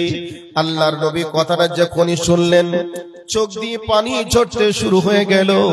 বাপ মরা ব্যথা আমার থেকে কেউ বেশি বুঝে না, বাপ মরা যন্ত্রণা কষ্ট অনুভব আমার থেকে কেউ বেশি করতে পারেনি। চলো চলো চলো, আবু জেহেলের কাছে গিয়ে কিছু করতে পারি কিনা দেখি। আল্লাহর নবী এখনো পর্যন্ত নবী হয়নি, এরপরেও আল্লাহর নবী ওই এতিম ছেলেগুলিকে নিয়ে আবু জেহেলের বাড়ির দিকে রওনা করলো। আবু জাহেলকে গিয়ে বলছে, চাচা, এই ছেলেগুলি যে কথা বলছে, কথা কি সত্য বলছে না মিথ্যা বলছে? এই অবস্থায় আবু জাহেল মোহাম্মদের সামনে বলছে, না, আমি সম্পদগুলি এমনি এমনি নিইনি, বরং টাকার বিনিময়ে নিয়েছি। তবে আমি এদের দেখাশোনা করার দায়িত্ব নিয়েছিলাম, বড় হয়ে গেছে, এখন দেখাশোনা করে তাদেরকে বড় বানিয়েছি, এরপরে আমার কাছ থেকে তারা উল্টা টাকা চাই।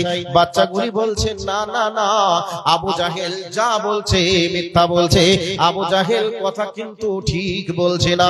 বিশ্বনবী আমার তখনই মক্কার যুবকদেরকে ডেকে হিলফুল ফুজুল নামক সংগঠন তৈরি করলেন। হিলফুল ফুজুল সংগঠনের মধ্য দিয়ে এলাকাবাসীকে জানিয়ে দিলেন, ও এলাকার যুবকেরা, তোমরা শোনো, আজ থেকে কোনো বিধবার উপরে যদি কেউ অত্যাচার করে, আজকে যদি কোনো এতিমের সম্পদকে কেউ যদি জোর করে দখল করে, আজ থেকে আমরা তাদের পাশে গিয়ে পাহাড়ের মতো ভূমিকা পালন করব। এতিমদের সঙ্গে দুর্ব্যবহার যারা করবে তাদের সঙ্গে আমরা মোকাবেলা করতে শুরু করব। বিশ্ব নবী আমার সেই দিন থেকে, নবী হওয়ার পূর্বে থেকে এতিমদের পাশে দাঁড়িয়েছেন, বিধবাদের পাশে দাঁড়িয়েছেন, অসহায়ের পাশে দাঁড়িয়ে যারা জোর দখল করেছে তাদের বিরুদ্ধে প্রতিবাদ করে তুলেছেন, তাদের বিরুদ্ধে প্রতিবাদ করেছেন। আমি এখান থেকে ওই আয়াতটা থেকে এতক্ষণ পর্যন্ত নিয়ে আসলাম। আল্লাহ রাব্বুল আলামিন বলছেন, তাদেরকে সম্মান দেওয়া হয়, তাদেরকে সম্পদ দেওয়া হয়, তারা যখন এতিমদের সঙ্গে দুর্ব্যবহার করে, এতিমদের সঙ্গে দুর্ব্যবহার করে, মিসকিনদের সঙ্গে যখন দুর্ব্যবহার করে, তখন আল্লাহ রাব্বুল আলামিন তাদের সম্পদকে কেড়ে নেন এবং তাদের সম্মান থেকে তাদেরকে অপমানিত করেন। এই অবস্থায় তারা তখন নিজের ভুলটা স্বীকার না করে আল্লাহকে দোষারোপ করে, আর তখন তারা বলে, ফায়াকুলু রাব্বি আহানান, আমার রব আমাকে অপমানিত করেছেন। এবার আল্লাহ বলছেন, না না না, কাল্লা বাল্লা তুকরিমুনাল ইয়াতীম, আমি তোমাদেরকে অপমান করিনি, আমি তোমাদের সম্পদকে কেড়েও নিইনি, বরং তোমরা ইয়াতীমের সঙ্গে দুর্ব্যবহার করেছো, বরং তোমরা ইয়াতীমদের সঙ্গে খারাপ আচরণ করেছো। মানুষের সঙ্গে দুর্ব্যবহার করার অপরাধে তোমাদের সম্মানের চেয়ার চলে গেছে এবং তোমরা মানুষের কাছে অপমানিত হয়েছো। বন্ধুরে, আবু জাহেল নামক লোকটি যখন এই ব্যবহার করেছিল মক্কার মানুষের কাছে, একদিন তার এত সম্মান ছিল, এত সম্মান ছিল, এক পর্যায়ে এই গরিবের সঙ্গে, এতিমের সঙ্গে দুর্ব্যবহার করার কারণে তাকে মক্কার মানুষের কাছে অপমানিত হতে হয়েছিল। মানুষ তাকে বাটপার বলেছিল, মানুষ তাকে বেঈমান বলেছিল। বন্ধুরে, আজকে বর্তমান পৃথিবীতে মানুষ, আমরা আল্লাহ রাব্বুল আলামিন যাকে একটু ভালোবেসে পরীক্ষা করার জন্য কিছু সম্পদ দেন আর সম্মানিত করেন, এই অবস্থায় পরীক্ষার কথা ভুলে গিয়ে আমরা তখন বলতে শুরু করি, আমার রব আমাকে ভালোবেসে আমাকে সম্মানের মালিক বানিয়েছে এবং সম্পদের মালিক বানিয়েছে। কিন্তু আসলে সম্পদের মালিক বানিয়েছেন, ভালোবেসেছেন এই জন্য নয়, আর আপনাকে সম্মানের চেয়ারটা দিয়েছেন, আপনাকে ভালোবেসেছেন এই জন্য নয়, বরং আপনাকে আল্লাহ রাব্বুল আলামিন পরীক্ষা করতে চেয়েছেন। ওই পরীক্ষায় যদি আপনি উত্তীর্ণ হতে পারেন, তাহলে জেনে রাখবেন আপনার রব আপনাকে এই দুনিয়াতে ভালোবাসার পাশাপাশি আখিরাতেও আপনাকে আল্লাহ জান্নাতুল ফিরদাউসের মেহমান বানিয়ে দিবে। কিন্তু আল্লাহ বলেছেন যেটা,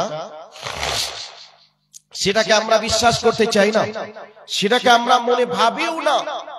টাকা হয়েছে মানে আমরা ভেবে নিই আল্লাহ আমাকে ভালোবাসেন, এই জন্য আমাকে এত সম্পদের মালিক বানিয়েছেন।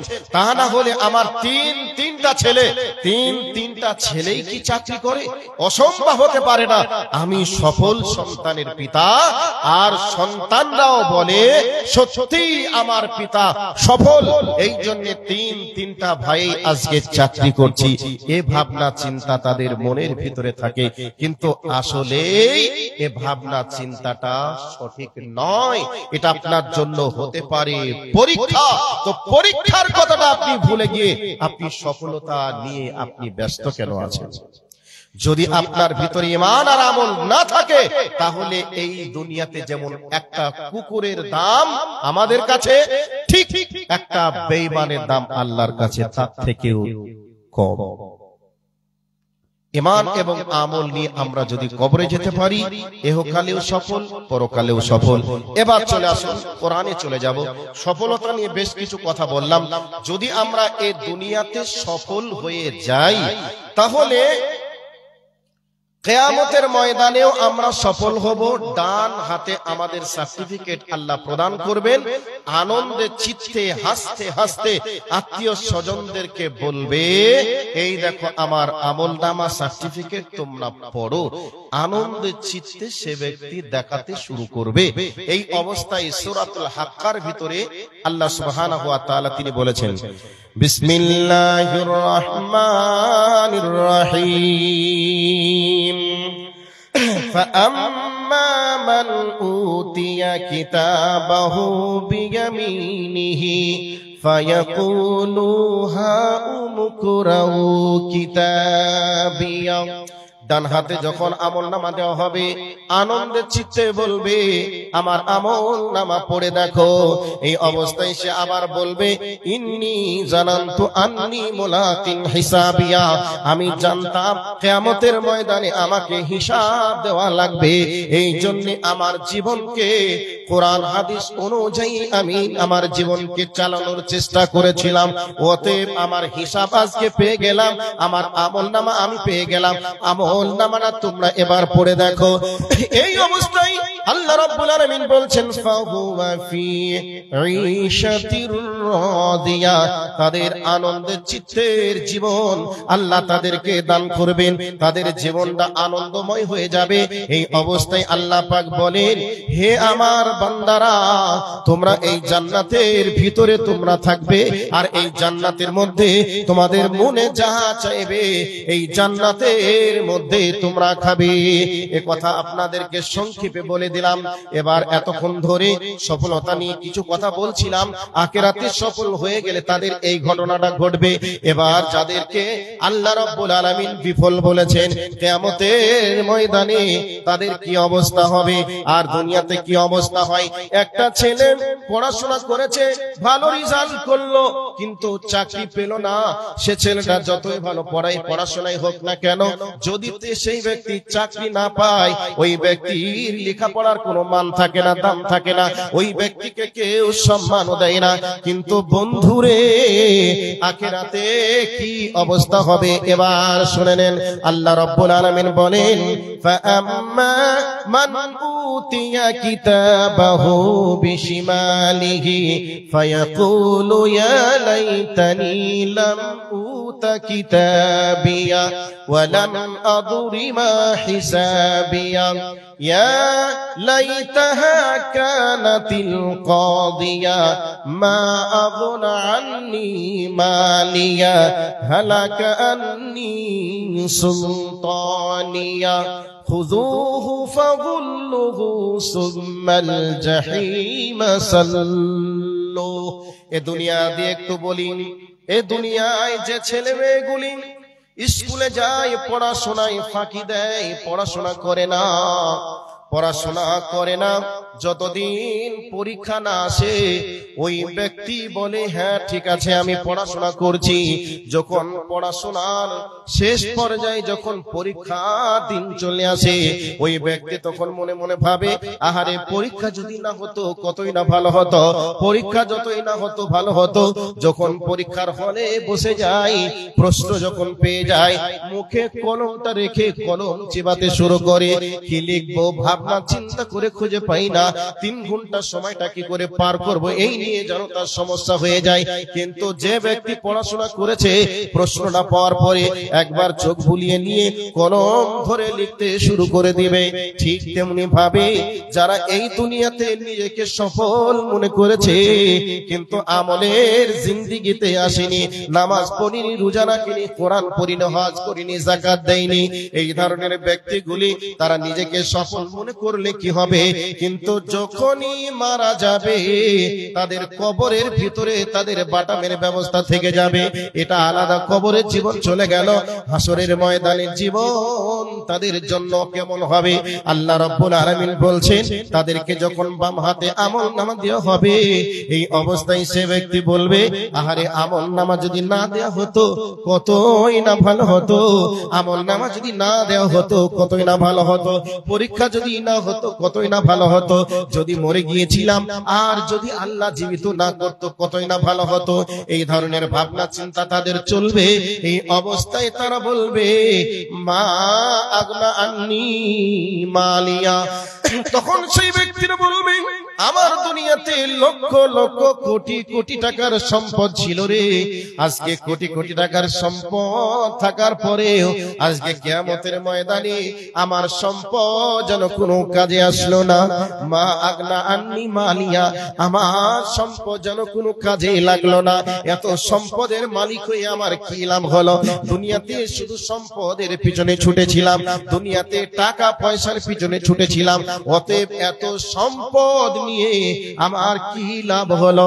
যেহেতু আজকের দিনে আমার সম্পদ যেন আমার কোনো কাজে লাগলো না, আমার সম্পদ যেন আমার কোনো উপকারে আসলো না।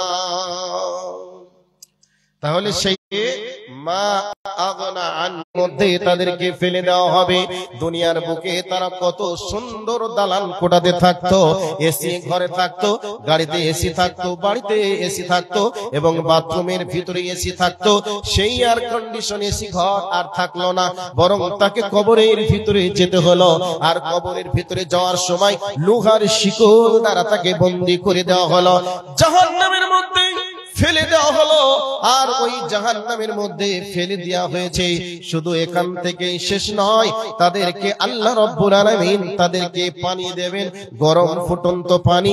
শুধু গরম ফুটন্ত পানি দিবে না, বরং ওই গরম ফুটন্ত পানির সঙ্গে যেমনি ভাবে আমরা ডাক্তারদেরকে অপারেশন করতে দেখেছি, কারো দেহে কোনো একটা জায়গা ক্ষত হয়ে গেছে, ওই ক্ষত জায়গাতে যেমন চাকু দিয়ে কেটে রক্ত পুঁজগুলিকে কেটে বার করে ডাস্টবিনে রেখে দেয়, সেই রকম ভাবে রক্ত মিশ্রিত গলিত পুঁজ তাদের জন্য গরম করে পানির সঙ্গে মিশ করে ওই ব্যক্তিদেরকে খেতে দেওয়া হবে। যারা দুনিয়াতে নিজেকে সফল মনে করত, ওই সফল মনে করে টাকার পিছনে ছুটেছে, কোটি কোটি টাকার মালিক হয়েছে, মিলিয়ন মিলিয়ন ডলারের মালিক হয়েছে, কিন্তু আল্লাহকে তারা চিনেনি, আল্লাহকে তারা জানেও না। এই অবস্থায় যদি মওত হয়ে যায় তাদের কন্ডিশনটা এমনই হবে, সেই দিনে তারা বলতে শুরু করবে আহারে আমার সম্পদ কোনো কাজে লাগলো না, আমার নেতৃত্বের পার কোনো কাজে লাগলো না, অতএব আজকে আমাকে শিকল দিয়ে বেঁধে এই জাহান্নামের মধ্যে ফেলে দেওয়া হলো। ভাইয়া পজিশনটা কতটা খতরনাক হবে। কোরআনের আয়াতগুলি যদি একবার করে পড়ে দেখেন, অনুবাদ সহ যদি একটু নিজেকে পড়ার চেষ্টা করেন, তাহলে বুঝতে পারবেন যে জীবনটা কি আর আখিরাতের জীবনটা কি হবে।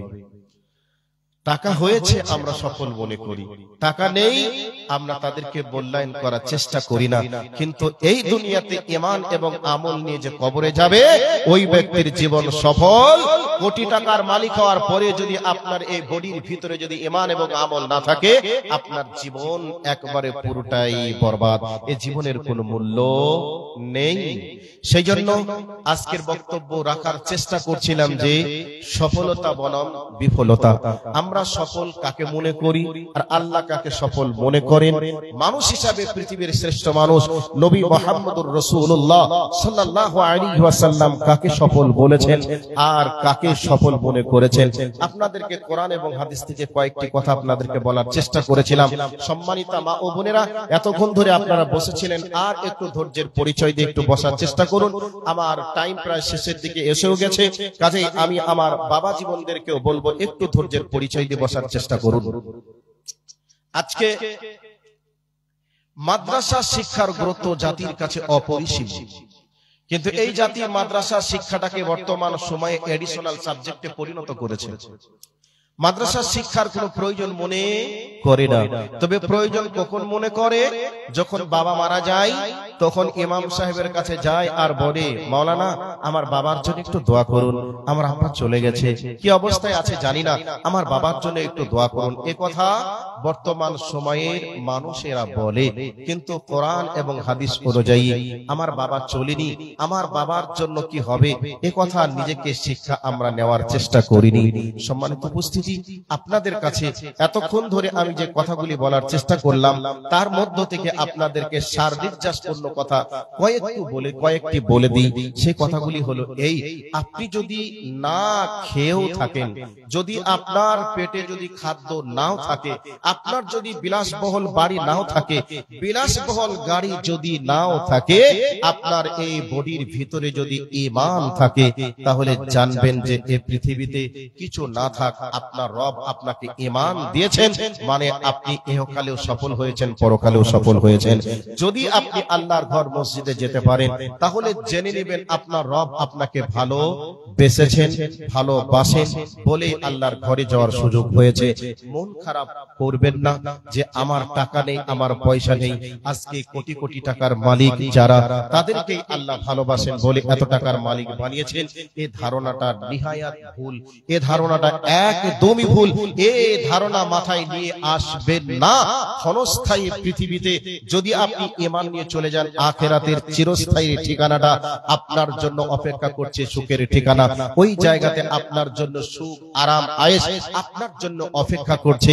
আর যারা এই দুনিয়াটায় এসে আখিরাতকে ভুলে গিয়ে সম্পদের পিছনে ছুটেছে, ওই ব্যক্তিগুলিকে দেখে মনে হতে পারে এদের গাড়ি আছে, এদের বাড়ি আছে, এদের দামি খাবার আছে, দামি পোশাক আছে, কিন্তু তাদের বডির ভিতরে যদি ঈমান এবং আমল না থাকে, ওদের এই দুনিয়াটাই মৃত্যুবরণ করার সাথে সাথেই বুঝতে পারবে আখিরাতের জ্বালাটা কেমন। কাজেই আপনাদেরকে বলতে চাই, এখানে যারা উপস্থিত সকলকেই বলবো, আমরা যেন দিন শুরু করি আল্লাহর কোরআন দিয়ে, আর আমরা যেন দিন শেষ করি আল্লাহর কোরআন দিয়ে। আমাদের সম্পর্ক হবে আল্লাহর কোরআনের সাথে। আমাদের আদর্শের মেসেঞ্জার করে যেনাকে পাঠিয়েছেন তিনি আর কেউ নন, তিনি আমাদের সব থেকে আপন মানুষ, কাছের মানুষ। তিনি হলেন নবী মুহাম্মদুর রাসূলুল্লাহ সাল্লাল্লাহু আলাইহি ওয়াসাল্লাম, যিনি আমাদের ব্যাপারে শেষবার দুনিয়া থেকে যখন চলেও যাচ্ছেন, তখনও আমাদের জন্য যিনি চোখের পানি ছেড়ে দিয়ে আল্লাহর কাছে কেঁদেছেন, তিনি হলেন আমাদের নবী। সেই নবীর আদর্শেই আদর্শিত হব, এই চিন্তা চেতনা আপনাদের আমাদের সবার অন্তরের ভিতরে থাকা লাগবে। কাজেই সামনে শ্রোতা না থাকলে বক্তব্য রাখাটা বড় মুশকিল হয়ে দাঁড়ায়। শেষের বেলাতে আপনাদেরকে বলছি, আজকের জলসা আজকের জালসা আজকের মতো হয়তো বা এখান থেকে শেষ হবে, কিন্তু আগামীকাল আপনাদের যেটা এই প্রোগ্রামের মেন যেটা পর্ব আগামীকাল সেটা হবে। সেই জন্য আপনাদেরকে বলছি, আগামীকালকেও আপনারা এসে এখানে বসে কোরআন হাদিস শুনে নিজের জীবনটাকে মানুষ রূপে গড়ে তোলার চেষ্টা করবেন, এটা দাবি এবং দাওয়াত। এবং শেষের বেলাতে মাদ্রাসার জন্য আপনারা যারা এসেছেন, অবশ্যই মাদ্রাসার দরদি হিতাকাঙ্ক্ষী মানুষ বলে গভীর রাত রাত্রি জাগরণ করে আজকে এই মাদ্রাসার ফিল্ড কি কোথাকার ফিল্ড জানি না, তবে মাদ্রাসার সংলগ্ন এই ময়দানে আপনারা এসে বসেছেন, মাদ্রাসাকে ভালোবাসেন এই জন্য, আর আপনারা ভালোবাসেন বলে এই বিশাল বড় প্যান্ডেলের অ্যারেঞ্জমেন্ট আয়োজন হয়েছে। কাজেই এই মাদ্রাসার খরচের দায়িত্বটা আপনাদের উপরে রয়েছে। কাজে এখনো পর্যন্ত কেউ যদি কিছু দেওয়ার মতো থাকেন, একটু আল্লাহর হস্তে আপনারা একটু দিয়ে যান। আমি একজন মুসাফির মানুষ, মুসাফির হালাতে রয়েছি। আল্লাহর নবী বলেছেন 3 শ্রেণীর মানুষের দোয়া ডাইরেক্ট কবুল হয়, তার মধ্যে একটি হলো মুসাফিরের দোয়া। তো আমি মুসাফির হালাতে রয়েছি, আপনাদের জন্য প্রাণ খুলে দোয়া করব, মুসাফিরের দোয়া ডাইরেক্ট কবুল হবে। আর আল্লাহর কাছে মনের আশা নিয়ে আল্লাহকে বলবেন, আল্লাহ কবুল করবেন। আজকের শেষ জালসার শেষ বক্তা আজকের মতো কেউ কি মুসাফিরের দোয়া নেওয়ার জন্য 500 টাকা করে দেওয়ার মতো 5 জন ব্যক্তিকে একটু দেখবো, কেউ কি আছেন? 5 জন 500 টাকা করে দিবেন, মুসাফির হালাতে তার জন্য প্রাণ খুলে দোয়া দিব। ইনশাআল্লাহ আপনি 500 টাকার বিনিময়ে আপনি 5 কোটি টাকার প্রতিদান একদিন আল্লাহর কাছে পাবেন, আশা করি পাবেন। আজকে তার জন্য দোয়া দিয়ে বিদায় নেওয়ার চেষ্টা করব। যদি কারো কাছে থেকে থাকেন একটু আল্লাহর হস্তে আসুন, তার জন্য প্রাণ খুলে দোয়া করব। ভাই, এই যে সম্পদ আছে, সম্পদ কোনো কাজে লাগবে না যদি দ্বীন ইসলামের জন্য যদি কাজে না লাগিয়ে যান। কাজেই আপনাদেরকে বলবো, যদি কারোর কাছে 500 টাকা করে থাকে আপনারা একটু দিবেন। কেউ যদি বলেন মাওলানা 500 টাকা নেই, 100 টাকা আছে, 100 টাকা করে হলেও আপনারা একটু দিয়ে যান। 100 টাকা নেই, 50 টাকা আছে, 50 টাকা হলেও একটু করে দিয়ে যান। 50 টাকা নেই, 20 টাকা আছে, 20 টাকা আছে, 10 টাকা আছে, একটু আল্লাহর নবীর মাদ্রাসার জন্য দিয়ে যান। আখিরাতে আপনার এই দান আপনাকে জাহান্নাম থেকে বাঁচিয়ে জান্নাতে নিয়ে যাবে। নুসরাত জাহান একটা বাচ্চা মেয়ে, জাকির হোসেন পীরগ্রাম থেকে 500 টাকা, নুসরাত জাহান নামে একটা মেয়ে 500 টাকা, আর একজন ভাই আমার 500 টাকা, একজন বাবাজি আমার তিনি দিয়েছেন 500 টাকা। মানে আমি 5 জনের কাছে চেয়েছিলাম, অলরেডি 4 জন এসে গেছে, 4 জন এসে গেছে, তার মধ্যে একটা জমা হয়ে গেছে, আর আমার কাছে 4 জনের 3 জনের আছে। আচ্ছা, আরেকজন 3 জন এসেছে, মাশাআল্লাহ, জাযাকাল্লাহ খায়রান জাযা ফিদ দুনিয়া ওয়াল আখিরা। আরো 3 জন এসে গেছে, মানে আমার কাছে 6 জন হলো, আর একজন এখানে দিয়ে গেছে, মানে 7 জন হলো। তাহলে 5 7 3500 হলো। ভাই, এটা কেমন কেমন হয়ে গেল? যদি এটা যদি 60টা আর 3টা দিয়ে যদি 10টা পূর্ণ হতো তাহলে মনে হয় যেন খুবই ভালো হতো। তো যদি আরো 3 জন থেকে থাকেন, একটু আল্লাহর হস্তে 3 জন 500 টাকা করে যদি দিতেন তাহলে আর একটু খুশি হয়ে তার জন্য দোয়া করতাম। যদি কোনো বোনের কাছে থাকে, কোনো মায়ের কাছে থাকে, তাহলে একটু দিয়ে দেন। আমার কাছে 6 জনের, আর ওখানে একজন 7 জনের হয়েছে, আর মাত্র 3 জন 500 টাকা করে দেনেওয়ালা আল্লাহর কোন বান্দা আছেন, তাদের জন্য একটু দোয়া দিব। আল্লাহ সুবহানাহু ওয়া তাআলার কাছে এই গভীর রাত্রিতে দোয়া করি, আল্লাহ আমি 500 টাকা করে চেয়েছিলাম, মুসাফিরের দোয়া নেওয়ার জন্য 500 টাকা করে দিয়েছে। আল্লাহ, ওনাদের মনের কি আশা আছে জানি না, তবে তুমি জানো তাদের মনে যে নেক আশা আছে, ভালো উদ্দেশ্য আছে। আল্লাহ, তাদের ভালো উদ্দেশ্যগুলিকে তুমি পূরণ করো। তবে আমি তাদের জন্য স্পেশাল ভাবে আর একটু দোয়া করি, আল্লাহ, যা 8 জন হলো 500 টাকা করে দেনেওয়ালা, তবে আমি তোমার কাছে এই 8 জনের জন্যই দোয়া করি, আল্লাহ তোমার পবিত্র ঘর খানায়ে কাবা বাইতুল্লাহতে যাওয়ার তুমি তৌফিক দান করো। সকলে বলি আমিন। আল্লাহ, তোমার পবিত্র ঘরে যাওয়ার জন্য তোমার বান্দাদেরকে তুমি কবুল করো। আয় আল্লাহ, তারা নবীজির মাদ্রাসার প্রাঙ্গণে এসে বসেছে, নবীর আদর সেই আদর্শিত হওয়ার জন্য তুমি কবুল করো। আয় আল্লাহ, যারা এখানে উপস্থিত হয়েছে সকলকে দ্বীন ইসলামের জন্য কবুল করে নাও। সকলে বলি আমিন। তাহলে 8 জন হয়েছে, আর মাত্র 2 জন বাকি আছে। 2 জন মাদ্রাসা সেক্রেটারি সাহেবের মেয়ে সোনার একটা নাক ফুল দিবেন, মাশাআল্লাহ, জাযাকাল্লাহ খায়রান জাযা ফিদ দুনিয়া ওয়াল আখিরা। আল্লাহুম্মা সাল্লি আলাইহি, আল্লাহুম্মা বারিক আলাইহি। আল্লাহ, তোমার বান্দি আজকে তার নাকের নাকমাছিটা, নাক ফুলটা খুলে তোমার নবীর মাদ্রাসার জন্য দিয়েছে। আল্লাহ, খাদিজা, আয়েশা, ফাতেমার মতো তুমি তাকে ইমানদার বানাও। আল্লাহ, তাকে উত্তম চরিত্রের অধিকারী হিসেবে তুমি গড়ে তোলা তৌফিক দান করো।